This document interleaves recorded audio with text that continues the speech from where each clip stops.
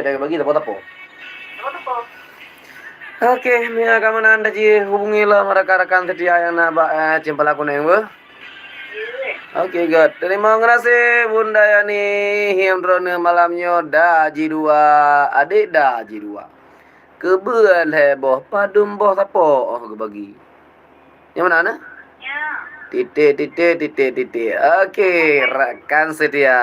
Sona kena jawab. Terima kasih Bunda Yani yang nadi seputaran Kampung Baru Idirayu. Salam rekan-rekan kesyadara Bandung yang nadi seputaran Kampung Baru dengan ucapan Assalamualaikum warahmatullahi wabarakatuh. Oke, rekan pendengar karena sidro penelpon setia malamnya di gedanya dengan dapat dili ke Bunda Yani Solo. Coba hubungi 085 le 2200 lele 5 le.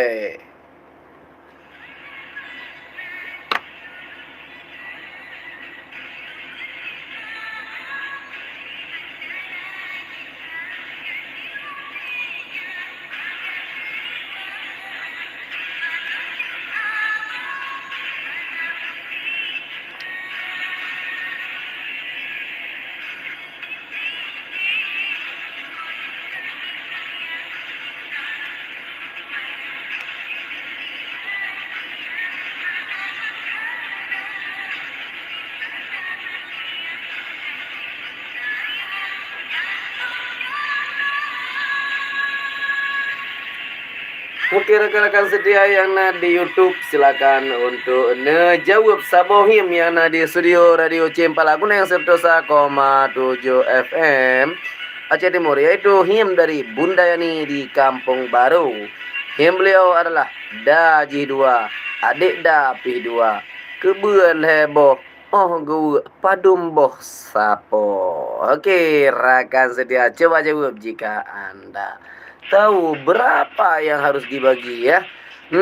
Dah 2 itu adalah kakak 2, adik juga 2. Berapa harus dibagi jika kerbau tersebut 3 ekor. Oke rekan mendengar, terima kasih yang kalian dengar di malamnya.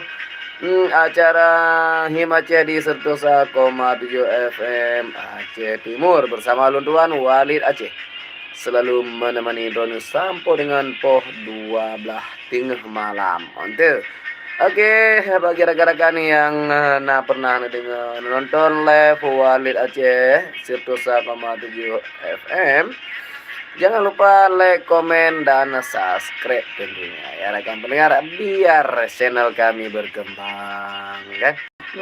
Saling membantu gitu rekan pendengar ya.